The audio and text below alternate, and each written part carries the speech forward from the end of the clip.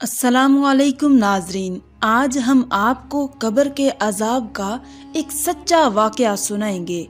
ये वाकया गांव के एक शख्स के साथ पेश आया जब वो अपने बाप की कब्र पर दुआ करने के लिए गया। उसका कहना है कि नमाज फजर अदा करने के फौरन बाद मैं कब्रिस्तान में आया था कि मैं अपने मरहूम बाप की कब्र पर दुआ मांग सकूं। मैं अपने मरहूम बाप की कब्र पर खड़ा हो गया और दुआ मांगने लगा। जैसे ही मैंने दुआ शुरू की तो अचानक मुझे चीखों पुकार की आवाजें सुनाई देने लगी। मैं हैरान होकर इधर उधर देखने लगा, लेकिन मुझे कोई भी नजर न आया। खौफ और दहशत की वजह से मेरा दिल फट रहा था।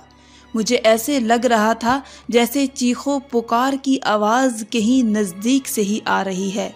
मैंने इधर उधर देखा तो मुझे ऐसा लगा कि जैसे चीखों पुकार की आवाज साथ वाली कब्र से आ रही है। मैं आहिस्ता आहिस्ता उस कब्र की तरफ बढ़ा और बड़ी हिम्मत के साथ उस कब्र के नजदीक जब मैंने कान लगाया तो मुझे आवाजें और ज्यादा जोर जोर से आने लगी। मैं वहां से उठा तो देखा एक जानब से कब्र खुली हुई थी। कब्र में बड़ा सा सुराख था। मैं उस सुराख के नजदीक गया, सोचा कि इसमें देखने की कोशिश करूं, लेकिन जैसे ही मैंने उसमें देखा तो फौरन झटका लगा और पीछे को गिर गया। मैं बड़ी हिम्मत करके उठा और तेजी के साथ कब्रिस्तान से बाहर निकल गया और खौफ और दहशत के मारे मुझसे चला भी नहीं जा रहा था। ये तो मुझे पता है कि मैं कब्रिस्तान से बाहर कैसे आया। मैं जल्दी से अपनी मोटरसाइकिल के पास आया, मोटरसाइकिल पर बैठा, मोटरसाइकिल को स्टार्ट करके जल्दी से अपने गांव चला गया। मैं गांव जाकर जल्दी से कब्र बनाने वाले मिस्त्री को, जिसने हमारे गांव की सारी कब्रें बनाई, उसको मैं कब्रिस्तान में लेकर आया था कि इसको ये मामला दिखा सकूं और पूछ सकूं कब्र किसकी है। वो बार बार मुझसे हाथ पकड़कर मुझे कह रहा था कि आखिर इतनी जल्दी तुम मुझे कब्रिस्तान में क्यों लेकर आए हो। मैंने उससे कहा कि बस आप चलते रहो। वो बंदा बड़ी हैरानगी के साथ मेरे साथ चलता रहा। जब हम दोनों कब्र पर पहुंचे तो मैंने कहा कि 1 मिनट तुम पीछे रुको।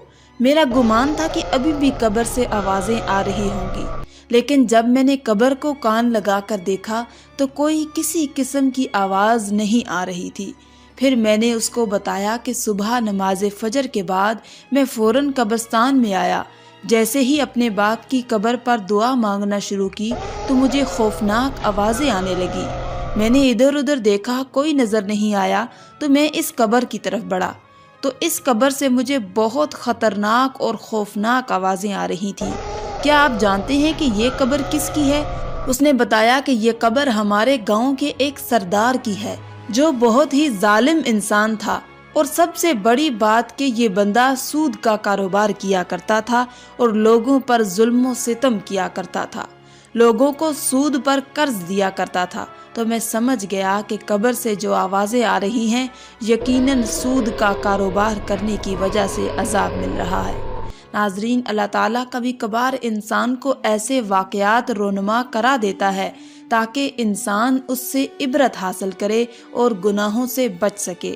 आखिर में अल्लाह रब्बुल इज्जत से दुआ है कि अल्लाह ताला हमें और आपको सूद जैसे बड़े और बुरे गुनाह से बचने की तौफीक अता फरमाए। आमीन या रब्बल आलमीन।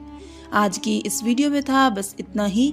मज़ीद इस्लामी वीडियोस हासिल करने के लिए अल्लाह की शान चैनल को सब्सक्राइब कर दें और साथ में मौजूद बेल के आइकन को दबाकर ऑल पर क्लिक कर दें। शुक्रिया।